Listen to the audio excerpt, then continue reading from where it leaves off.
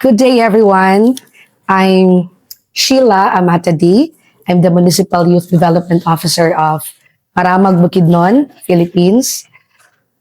Sa military, ang career sa military, I'm First Lieutenant Sheila Amatadi, Philippine Army Reserve.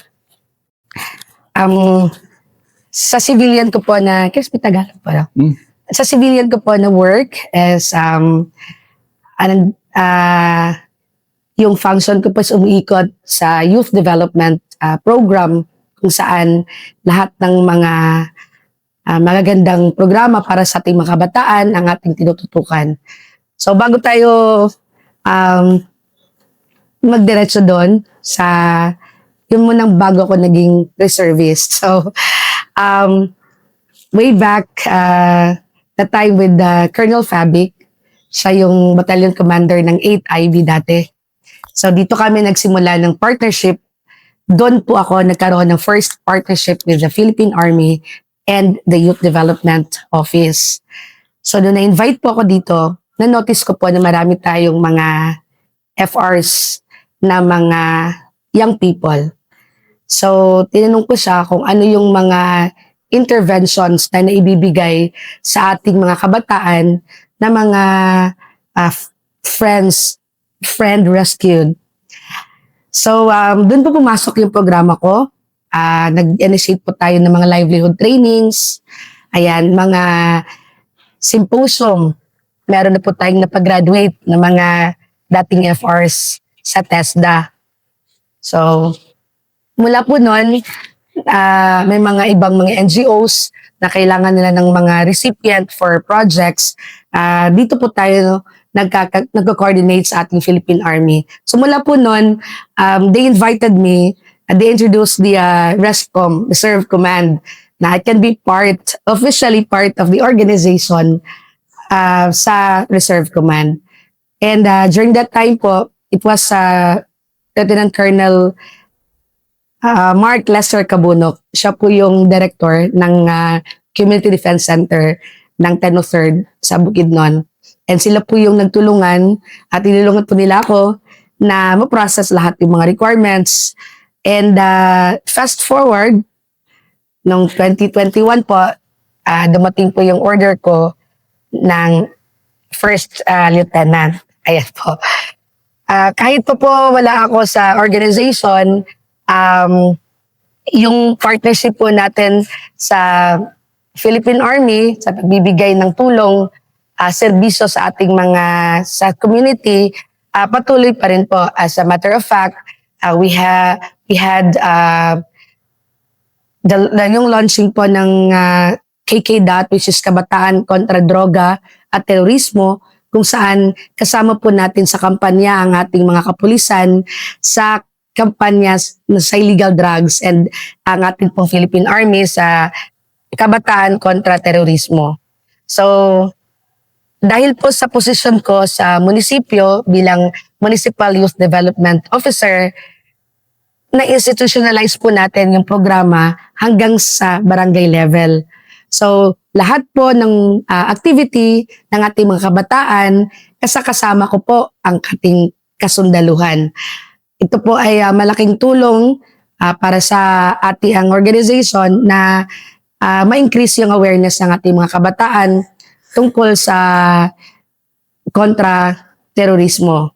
So, yung mga ibang mga achievements po na nakuha namin sa Charlie Company po, kasi po ang Bukidnon po, meron po siyang 20 municipalities and 2 cities. And yung kumpanya po kung saan ako po ay dinesignate bilang company commander, meron po kaming 10 munisipyo. And at dahil dyan po, lalo pong lumalawak yung ating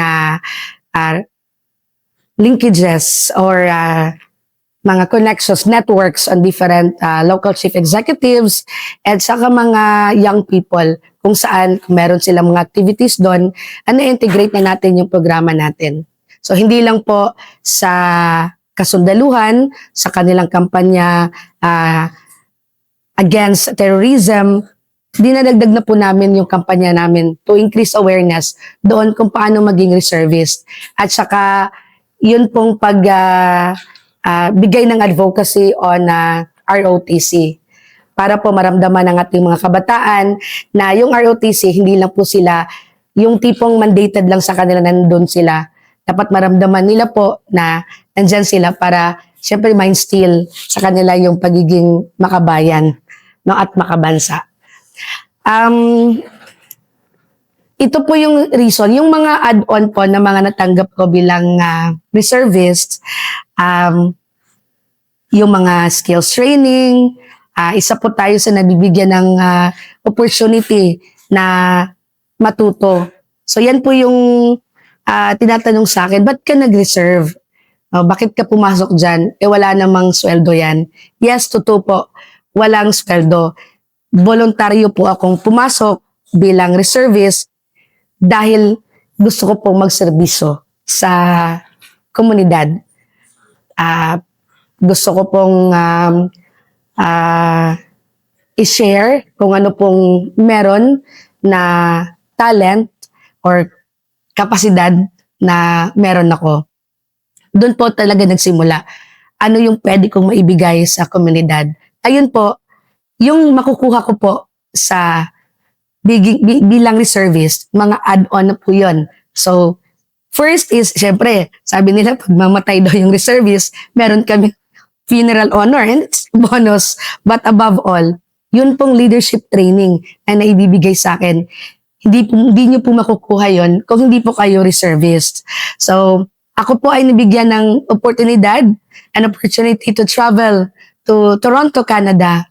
Dahil tayo po ay napili sa 8th reserved officer po ang pinili papunta ng Canada para po sa schooling, and isa po tayo na sa nabigyan ng pagkakataon.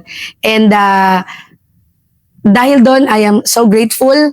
Hanggang ngayon po, lahat ng natutunan ko, I am sharing it to everyone, reservist or hindi, to give back the gratitude na ibinigay sa akin ng Armed Forces of the Philippines at ng bansang Pilipinas.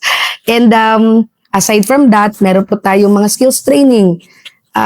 Alam niyo po, sa Department of Health, isang kampanya po nila na kung pwede, sa isang bahay, meron dapat marunong mag-CPR. Ayan po, natutunan ko yan nung ako po ay binigyan ng pagkakataon din na makatraining. So, iba-ibang training po yan na nabibigay sa atin. Ayan po, kung ikaw po ay active na reservist. Yan po yung kinakampanya natin kung pwede po na mainganyo sila na maging aktibo. Kasi po, kung ikayo po ay graduate ng ROTC, meron na po kayong entry na maging reservist. Kailangan lang pong i-activate natin yung serial number nyo and ma-update yung inyong mga records. And for those na wala pong ROTC, pwede naman po kayong pumasok bilang reservist. Meron po tayong iba-ibang trainings like yung basic citizen military training, 45 days po yan. Sa mga interesado po, lumapit lang po kayo sa pinakamalapit na Community Defense Center po saan kayo. Ano yung, kasi nadatnan kita rito na dito sa 89 IB headquarters sa Maramag Bukidnon, nadatnan kita na leading this, di ba? Leading this yes youth po. camp. Yes so, po. Pwede bang ikwento mo lang yung happy, alam ko happy ka, kaya sabi ko, ito yung kailangan kong i-feature si Madam D. Sige yes po. Nagkaroon na po kami ng first community-based scouting. Yun po naman ay rover scouting. Ako po ay naging regional commissioner, regional PR commissioner ng Boy Scouts of the Philippines, Eastern Mindanao Region. And dahil po dyan, nakita ko yung gaps. Pag ang isang estudyante na natapos ng senior high school, tapos hindi na nasundan ng rover scouting, medyo napuputol yung leadership training na bibigay sa kanila. Tapos saka naakyat ng ROTC. So nakakalimutan na. So yung rover scout kasi, nakadesenyo siya para sa mga nasa senior high school. Ayan po. So, dito po naganap sa kampo. Dati po, ito ay 88 IB. Dito po na time, first ever community-based scouting. So, nakita ko po na pwede po pala siya gawin. And sa partnership po ng ating Philippine Army. At dahil po dyan, this year po, na-approve po ng province sa pangunguna ng ating Provincial Youth Development Office na magkaroon po ng Bukidnon Youth Camp. So lahat po, iba-ibang munisipyo ang nandito po. And masaya ako kasi without second thought, ang ating pong battalion commander, Lieutenant Colonel Bulao, tinanggap po niya yung challenge din po to host us here in the camp. So, alam ko po na meron din silang mga insights, mga trainings na pwedeng maibigay sa ating mga kabataan. Hindi lang po, meron po tayong mga advocacy sessions, pero above all, meron pong part ang ating Philippine Army na maituro sa ating mga kabataan. So, siya sabi, nababasa lang natin, no, yung mga, yung whole of nation approach, right? So this is what we are doing. The local government unit, the Sangguniang Kabataan, the Philippine Army, we are working all together to create, no, to mold a young leaders. Kasi sila naman talaga yung susunod sa atin. So, hindi na dapat po nag-guide sila ng maayos. So, yun po sir. And of course, kasabayan kasi nakita ni sir kanina, yung mustering din because we are celebrating the National Reservist Week. So, nag-join din po kami ng Charlie Company ng simultaneous flag raising. So, dito rin po naganap yun. And that's half day. And we also have a training, ongoing training ng collapse structure search and rescue para po sa ating mga reservists. Siyempre, yung ating mga reservists, kami po ay pag meron po mga crisis na nangyayari, di ba po, kami po diretso yung pupunta doon. So, tanong dyan, pupunta nga kami, we are willing, we are able, but ang tanong, are we capable of doing it? So dahil po sa training na binibigay po sa amin ng 1003rd Community Defense Center and supervised by our 10th Regional Community Defense Group, kami po ay nakakapacitate. So, kaya nga, bilib ako kasi nandito ko, andyan yung mga collapse structure training nyo, yung parang bibong-bibo yung reservist. Yes po. Bibong-bibo na. Alam po, very challenging po talaga kasi nagtatanong sila, how do you lead a male-dominated organization, right?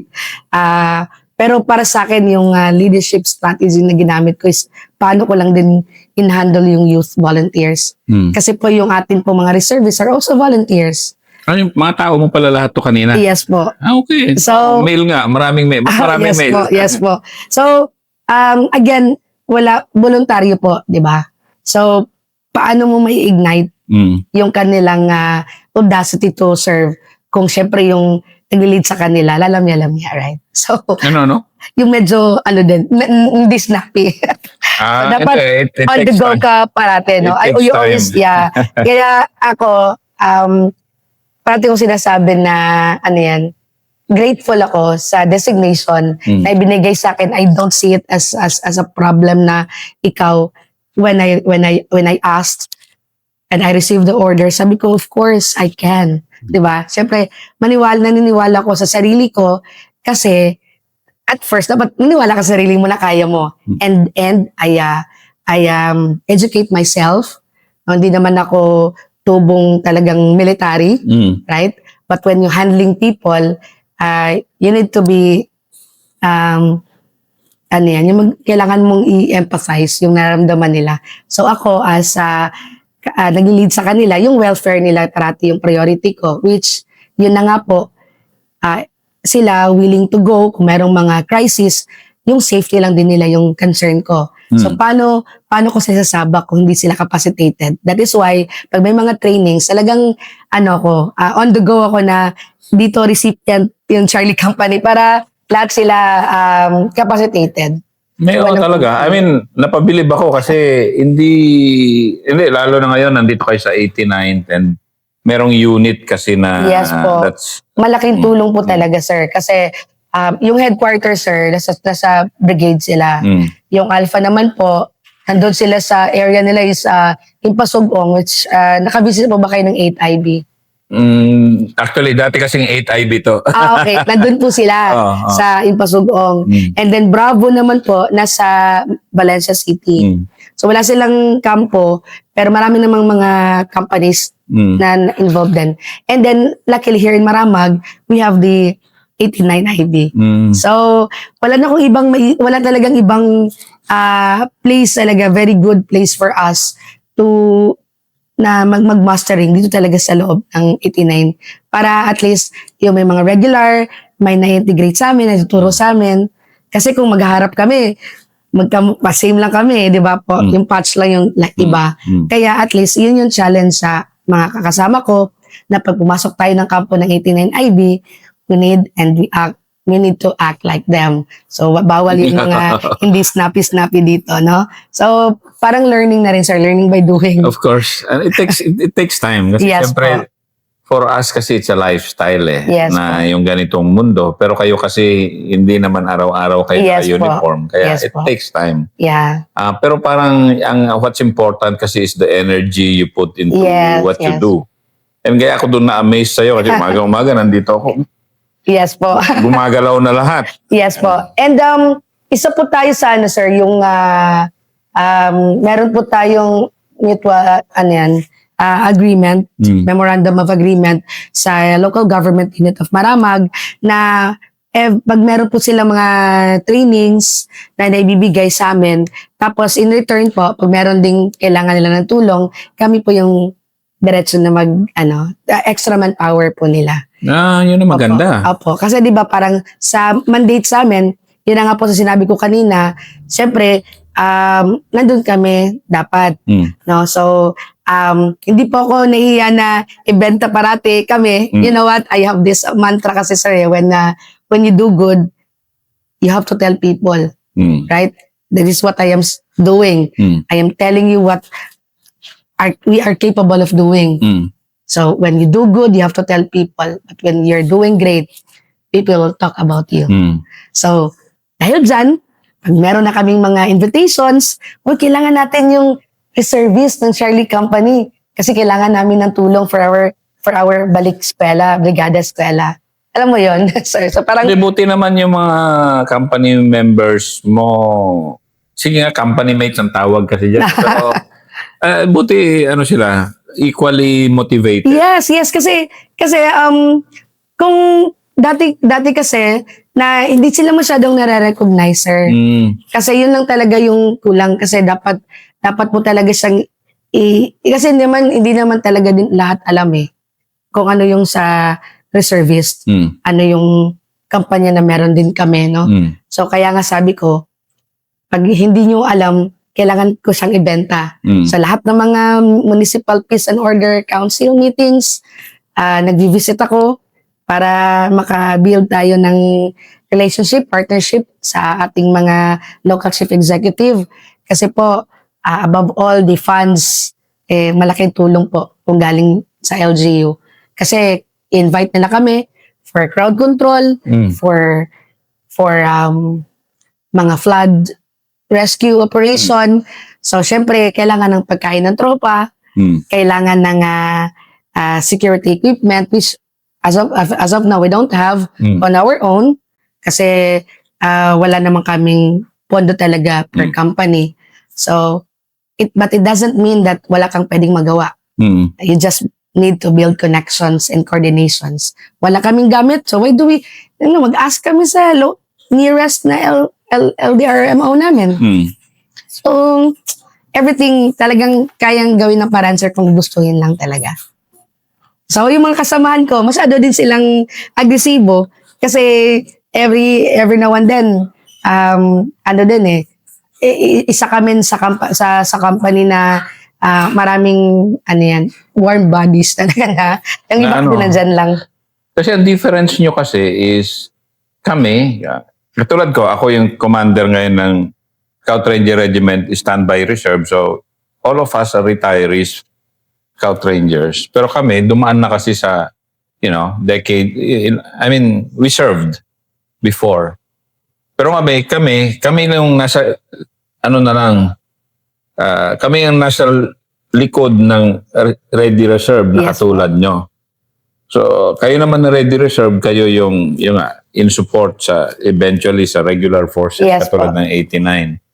Pero yung katulad mo na paano mo ma-replicate yung katulad mo na although marami, di ba? Pero parang paano mo ma-replicate yung gano'n na energy, enthusiasm, and of course, hindi ka maka-operate nito kung wala ka ring local connections. Yes po. Yeah. Kaya po, yun po talaga yung sinasabi ko, sinishare ko na good practices na meron kami sa ibang mga company commanders na kailangan lang talaga nilang mag-build ng connection and collaboration para po sa pondo, sa support ng local government. Kasi po, meron naman po tayong doon sa EO 7077 po, di ba, na dapat supported din siya ng LGU. And yan lang din po yung kailangan nating i-remind. Kasi sa dinabi-dabi ng iniisip ng ating mga local chief executive, minsan hindi nila yan. Kasi meron naman yung regular force, right? So, ngayon, nakikita na nila yung tulong, yung impact na meron. Yun lang naman talaga yung importante. Yung nare-recognize na. Kasi hindi naman kami iba sa ating regular force. One army tayo eh. Oh. So, ang amin lang is at least yung ating mga regular force, nakatutok sila doon talaga sa mandate sa kanila, di ba po? So, sa mga konting galawan dito sa baba, kahit yung mga balik eskwela, mga bayanihan, mga socio-economic development, pwede nang kami po yung gumawa nun. Even the disaster search and rescue. So, yun po, tree growing, tree planting. As a matter of fact, we have this mutual of agreement, again with the LGU Maramag, na meron pong Adapt Astero program. So, meron pong mga stero dito sa amin na yung pathway niya po, dapat malinis yon para bago dumating doon sa Pulangi River, Bukidnon River. So, Pero yun, wala kayong pondo eh. yes po. Pero, Kwento mo nga yung normal na member mo, tsaka di ba, all of these are self-funded eh. yes po. Mostly pala, kasi may ibang activities kayo na Yes, sir. As a matter of fact, bago ka po active, meron po kaming oath of undertaking eh. Yung sa sign mo na voluntaryo ka talagang sumali. Kasi iwas na rin sa issue na yung may mga kasamahan tayo na hindi pwedeng makapunta kasi walang pang-tubil, pang-fuel, walang pamasahe. Hindi yun pwedeng bigyan natin ng kasi wala naman tayong ganong funds. Now, iyan talaga yung sabihin natin nung nagsimula ako yung kulang yung pondo. Pero merong pondo. Pero yung resources, hindi siya ganon kalaki. Kaya tayo ay in-spread natin yung mga taong pwedeng tumulong, mga stakeholders na pwedeng tumulong sa RESCOM. So sa amin naman po, dito sa kumpanya ko, mostly are professionals. Meron naman pong hindi, pero yung aggressive nila to serve, talagang hindi mapapantayan. Kaya regardless of what age, I think hindi mo talaga sir, hindi mo ma-explain yung nila sir. Kahit na kung sabi mo nga sa age, meron pa tayong nasa category 3. Pero sila pa yung always present, alam mo yon. So hindi natin pinapatay yung nila, yung eagerness to serve. Kasi yung iba, dream come true nila to wear the uniform. Yung iba, proud na proud sila na nagsiserve sila sa community. So, tayo naman po ay nagbibigay lang sa kanilang platform, di ba? Nag-guide lang natin. And then para naman po sa benefit nila is meron naman po silang nare-receive na mga uniforms, especially may mga trainings. At saka ngayon po, meron pong program dati sa General Manuel na yung uniforme ko para sa yung isi-share niya yung uniform niya. Lalo na yung mga nasa office. Kung okay pa naman, may bagong uniform. So, ibibigay niya sa mga reservist. Pero, maganda naman po yung support sa taas. Kasi nakita niyo na po kanina, lahat po ng mga reservist dito, naka-uniform po sila. Diba? Oo. Oo. So, Kala unti-unti. ko sundalo na Yes, regular forces na eh. Yes po. So, Hindi, yung gumalaw, kasi having been in the army for quite some time din, alam mo yung galaw ng sundalo. Sabi ko, yes "Oh, po. ano na? Yes po. So, unti-unti, sir. Ano pa, marami pang dapat plansahin sa baba po, di ba? Pero, sa CDC naman po, hindi po naman po nawawalan ng support. Every time meron po kami mga trainings, meron naman po kaming food, di ba po? Pero yung mga personal lang po na talaga na gastos, like yung fuel, na sabihin natin, yung nga sinabi ko, yung scope ng Charlie, medyo siya malawak. Paano ko yung doon sila sa Damulog, Kibawe, magpupunta pa sila dito. Pero nakita niyo po, talagang dumarating sila, once a month lang naman po talaga yung mastering. So, talagang interesant. Ano yung happiness nyo to serve? I mean, you are already serving in your capacity as a municipal Yes, po. staff. Yes po. Pero, why do you yearn to do more service? Yeah, I love community service. I love serving people.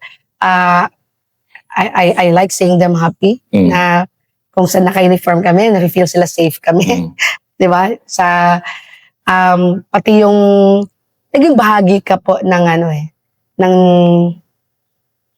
ng community na alam mo yun, kung magiging better yung community mo, no? First I start with my family, my children. Every time I'm out, sabi nila, my mama is a property of the Republic of the Philippines. Pero hindi ba natatakot mister mo? Hindi naman po. Hindi naman po. Iyan po yung pinakauna na suporta na kailangan ng isang reservist, yung suporta ng pamilya. And sa amin po, hindi po siya naging problema kasi po very supportive naman po yung spouse ko. So with my children. And kasi nakikita rin naman nila na yung mga anak ko, sir, especially my eldest daughter, she's also into leadership. No? Okay. She serves as that president siya ng school. Talagang isa din po yan sa silent na impact sa ginagawa natin sa akin directly. Kasi po, makita nila na women can serve. Can lead. Hindi lang nila nababasa. Marami tayong mga leaders na babae. Pero ang iba sa textbooks lang nababasa nila. Okay, ito pala ang dating prime minister ng New Zealand. Marami siyang mga war, no? Na naayos, mga on peacemaking. But on side, she is a mom, no? With yung mga anak niya. So sinabi niya na I can do both. So do I. So ang mga anak ko nahilig na rin na paano maging maging maayos na citizen ng ating bansa. So from that, ayun na rin. Especially sa akin, trabaho, nagme-mentor tayo ng mga young people. So very crucial siya. So dapat, meron man lang tayong maproduce dyan ng mga future armies. Diba po? Parang hitting two birds at the same time. So yan, yung ating mga youth volunteers, again, volunteer. Wala namang sweldo yan.